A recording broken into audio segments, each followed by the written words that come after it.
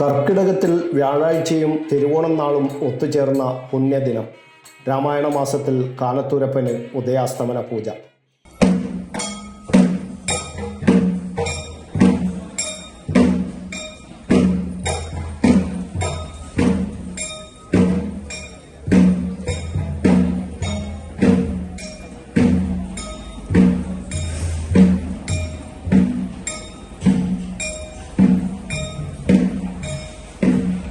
വേദാന്ത സ്വരൂപനും ത്രേതായുഗത്തിൽ ശ്രീരാമദേവനായി അവതാരം ചെയ്ത് മുനിശ്രേഷ്ഠനായ വിശ്വാമിത്ര മഹർഷിയാൽ വാഴ്ത്തി സ്തുതിക്കപ്പെടുന്ന ദാശരഥിയും വൈകുണ്ഠപതിയുമായ ശ്രീ കാനത്തൂരപ്പന് കർക്കിടകത്തിൽ രാമായണ പാരായണം കൊണ്ട് മുഖരിതമായ അന്തരീക്ഷത്തിൽ നടന്ന ഉദയാസ്തമന പൂജയിൽ നൂറുകണക്കിന് ആളുകൾ പങ്കെടുത്തു.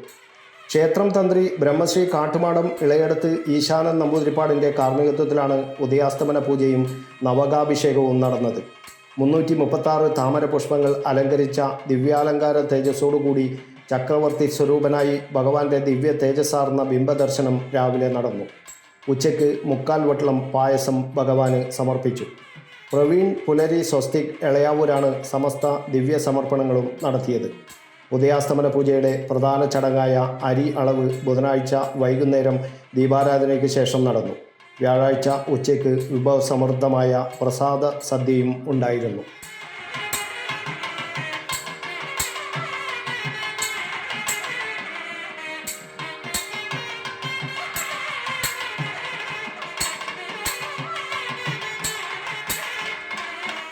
News bureau, Kannur media.